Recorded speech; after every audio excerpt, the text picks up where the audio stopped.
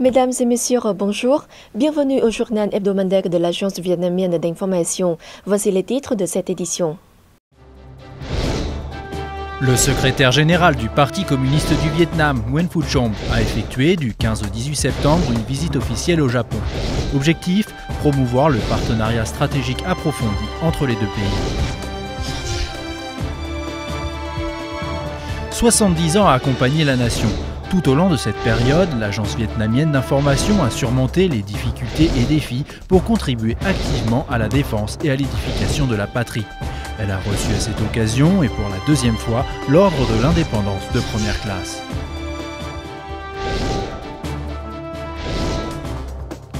En fin d'édition, VNews vous emmènera à la découverte du Banh Hoi, une spécialité culinaire du district de Phong Bien dans la province méridionale de Con Tum au sud.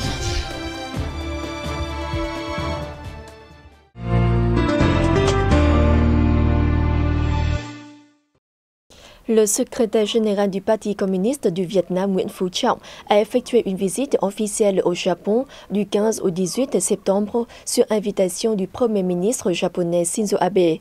Une déclaration sur la vision commune Vietnam-Japon a été adoptée pour approfondir les relations en tout domaine. Nguyen Phu Trong et Shinzo Abe sont convenus lors de leur entretien de multiplier les visites entre hauts dirigeants, d'exploiter pleinement les dialogues entre les deux parlements et les partis politiques. Ils se sont entendus pour mettre en connexion les deux économies de manière durable, en mettant l'accent sur les stratégies de développement économique et des ressources humaines. Les deux parties ont décidé d'appliquer pleinement la vision à moyen et à long terme dans la coopération agricole Vietnam-Japon, et se sont mis d'accord sur la libéralisation de la circulation de leurs citoyens. Le gouvernement japonais a décidé de porter à 10 ans le visa commercial attribué aux Vietnamiens. Concernant la coopération régionale, le Vietnam et le Japon ont décidé de se coordonner étroitement lors des conférences de l'ASEAN, du sommet d'Asie de l'Est et au sein d'autres forums multilatéraux. Les deux dirigeants ont exprimé leurs inquiétudes sur la situation en mer orientale, notamment la construction d'îles semi-artificielles, soulignant l'importance et la nécessité du respect et de l'application du droit international. À l'issue de leur entretien, les deux parties ont adopté une déclaration sur la vision commune des relations Vietnam-Japon. Par ailleurs, le leader du PCV Nguyen Phu Trong a eu le 16 septembre une entrevue avec l'empereur Akihito.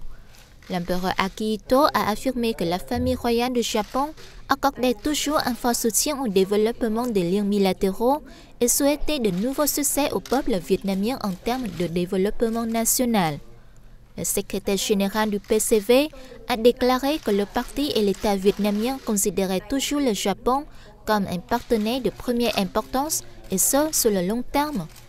Le même jour, Nguyen Phu Trong a eu une entrevue avec le président de la Chambre des conseillers, Masaaki Yamazuki, qui a apprécié le développement vigoureux des relations bilatérales depuis l'établissement en 2014 du partenariat stratégique approfondi pour la paix et la prospérité en Asie. Il a rencontré des hommes politiques et des hommes d'affaires japonais, dont le secrétaire général du Parti libéral-démocrate, Sadakazu Tanigaki, le président du Parti Nouveau Komeito, Nasuo Yamaguchi, et le président du Conseil des échanges d'amitié, Ken Masuzawa. Le dirigeant vietnamien a eu en outre des rencontres avec les présidents de plusieurs groupes japonais et le président de l'Organisation japonaise du commerce extérieur, Hiroyuki Ishige. L'agence vietnamienne d'information, la VNA, a célébré le 15 septembre le 70e anniversaire de sa fondation au siège du Centre national d'information à Hanoï. Le Premier ministre Nguyễn Tân Dũng était sur place. Le 15 septembre 1945, la VNA a publié au monde le texte intégral de la déclaration d'indépendance proclamant la naissance de la République démocratique du Vietnam en vietnamien, en anglais et en français, un événement de grande importance pour la gens, mais aussi pour le pays. Durant la lutte pour l'indépendance du pays, 260 journalistes, techniciens, cadres de la VNA sont tombés pour capturer des images de la guerre et informer le monde de la lutte de la population vietnamienne pour la libération.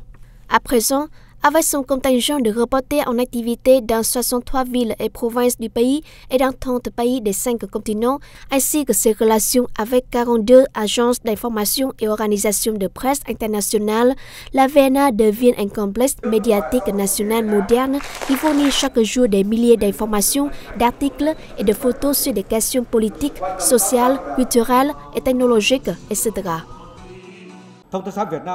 La VNA est l'un des premiers organes du Vietnam à avoir numérisé son système de communication. Elle a exploité efficacement les sources d'information et diversifié les formes et produits d'information en se développant en un complexe médiatique. Prenant la parole, le Premier ministre Nguyen Tân Dũng a reconnu et vivement apprécié les efforts inlassables de la VNA durant ces 70 années de développement. La VNA a maintenu sa position en tant que centre d'information stratégique digne de la confiance du parti et de l'État. Elle est la source d'information dominante qui guide l'opinion publique et rejette les allégations des forces hostiles. Elle est réellement devenue avant-gardiste sur le front idéologique et culturel comme en matière d'information et de communication. Pour ses contributions, la VNA s'est vue attribuer l'ordre de l'indépendance de première classe. L'agence a mis à profit cette occasion pour exposer à son siège des photos d'archives sur sa naissance et son développement durant le processus de développement de la natation et rendu public un livre intitulé 70 ans de la VNA 1945-2015. Le Premier ministre Nguyen Tân Dũng a effectué les 13 et 14 septembre une visite de travail au Laos.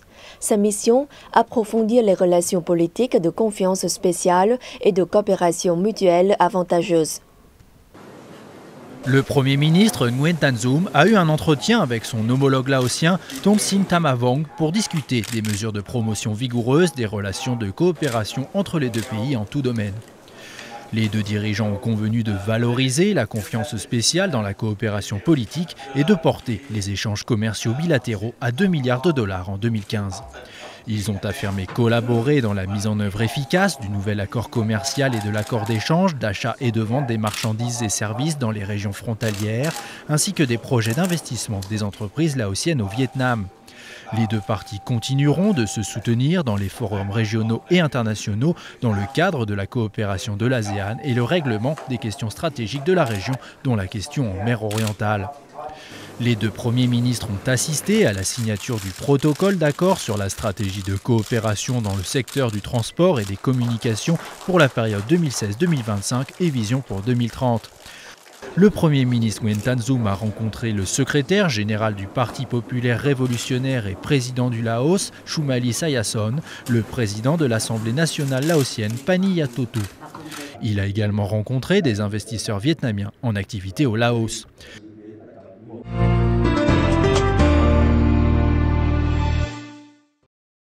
14 entreprises vietnamiennes spécialisées dans l'alimentation, les fruits, les produits aquatiques, les boissons et d'autres ont participé du 14 au 17 septembre au Salon mondial de l'alimentation 2015 à Moscou.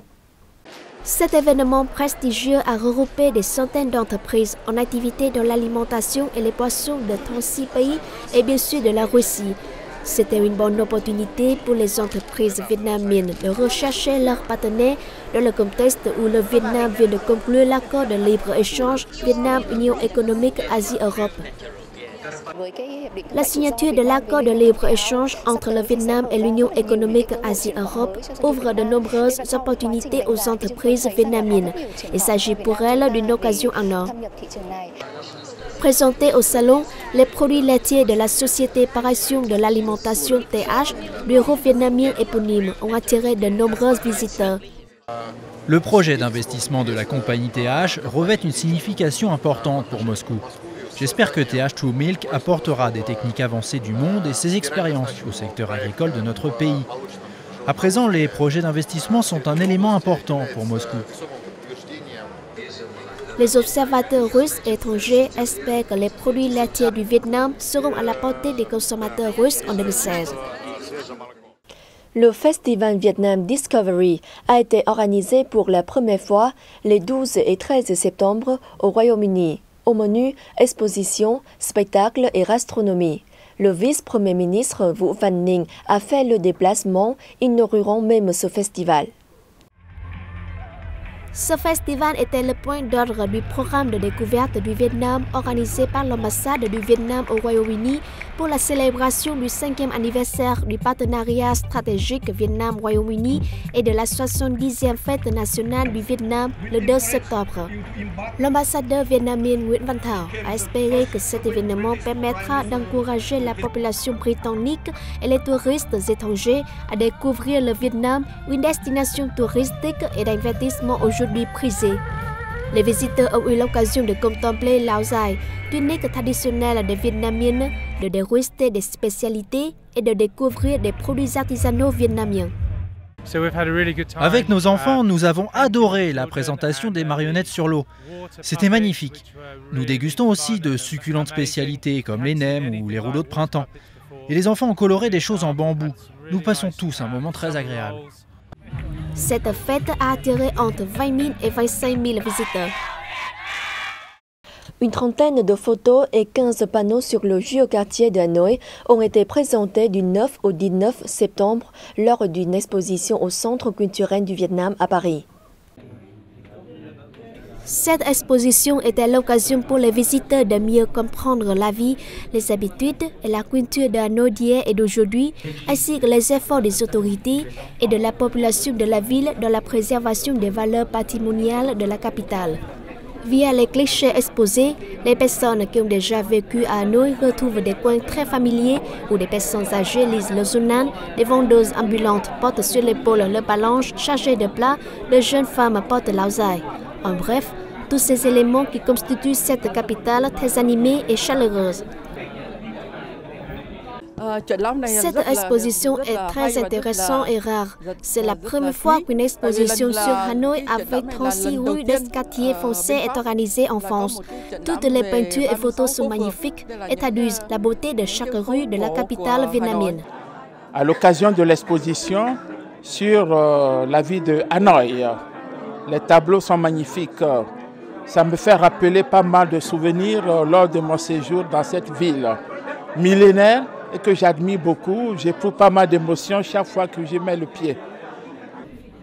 L'exposition souhaite présenter aux amis français et plus particulièrement aux Parisiens et aux ressortissants vietnamiens les valeurs culturelles de Thăng Long Hanoï, ainsi que les efforts des Hanoïennes pour les protéger.